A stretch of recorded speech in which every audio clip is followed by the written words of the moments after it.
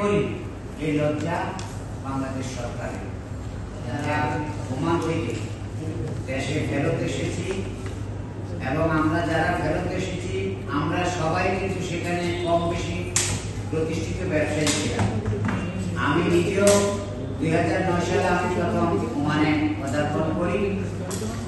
আমার সেখানে প্রথমে আমি কয়েক বছর সেখানে চাকরি করি বিভিন্ন প্রতিষ্ঠানে।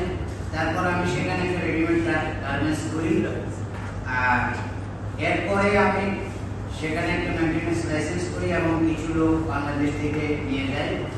তবে সেখানে অনেক বড় বড় কাজগুলো আমি করেছি, বিশেষ করে স্টেপের কাজগুলো আমি সেখানে করেছি এবং রোড ট্রান্সের কাজগুলো আমি করেছি। ডেকোরেশনের আরো অনেক ধরনের কাজ করেছি। আমরা দেশে থাকতো কলেজ লাইফ, স্কুল লাইফ থেকে আমরা আসলে ব্যাংকিং রাজনীতির সাথে জড়িত ছিলাম।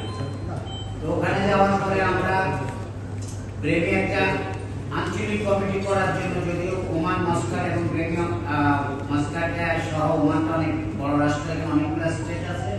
তো আমাদের ব্রেমে স্টেটটার মধ্যে কোনো কমিটি ছিল না বিধায় আমরা তখন সেখানে আমাদের ব্রেমে হসপিটালে ডাক্তার ছিলেন ডাক্তার সাহেব মোহাম্মদ আলী রেজা সাহেব, ওনাদের সহ আমরা আরো অনেকে আমাদের এখানে পাশে সাইফুল আমাদের সাথে ওখানে ছিল, আনোয়ার ছিল, আজিজ, যার কথা না বললে না, আজিজ আমাদের কমিটির সেক্রেটারি ছিলেন, আমি সিনিয়র সহসভাপতি ছিলাম।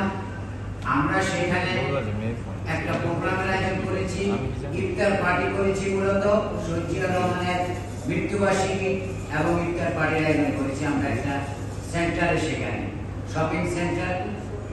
তো ওই প্রোগ্রামটা করার পরে মূলত আমরা আসলে এই আওয়ামী লীগের নজরে চলে আসি। এবং ওখানে 7 জন, এর মধ্যে আমাদের সবাইকে পৃথকভাবে জিজ্ঞাসা করা হয়। বিশেষ করে আমার কমিটির যিনি সভাপতি ছিলেন ডাক্তার আলী রেজা সাহেব তখন দেশে ছিলেন, যার জন্য ওই প্রোগ্রামটাতে আমি নিজে সভাপতিত্ব করেছি সিনিয়র সহসভাপতি হিসাবে। তো আমাকে 4 ঘন্টা ইন্টারোগেশন সেলে জিজ্ঞাসাবাদ করা হয়েছে। জিজ্ঞাসাবাদ করার পরে বিভিন্ন তথ্য তারা নিছে আমাদের থেকে, কিন্তু ওই দেশে আমরা আইনের বিরোধী কোনো কাজ করিনি, আমরা অনুমতি নিয়ে প্রোগ্রাম করেছি।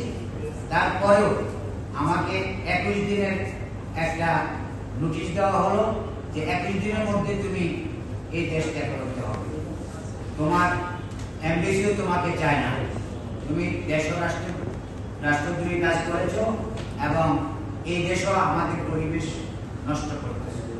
শুধু একটা কারণ যে আমরা কি করছি, সেখানে বিএনপি রাজনীতির সাথে আমরা জড়িত ছিলাম। আসার সময় আমার এখানে অনেক টাকা বিভিন্ন লোকের কাছে রয়ে গেছে, বিশেষ করে আমার দোকানের টাকা, তারপর আমার মেইনটেনেন্সের লাইসেন্সের টাকা, বিভিন্ন মার্কেট শপিং মলে আমার টাকা পয়সা ছিল। তো আমরা তেমন কিছু নিয়ে আসতে পারিনি, কোভিডের হাওড়া করে আসছি। ওখানে কিছু সামান্য কিছু টাকা উনি পাঠিয়েছে, আর বাকি সম্পূর্ণই চলে গেছে। 18 সালে আমি চলে আসছি। আমি মনে করি এই লজ্জা বাংলাদেশ সরকারের।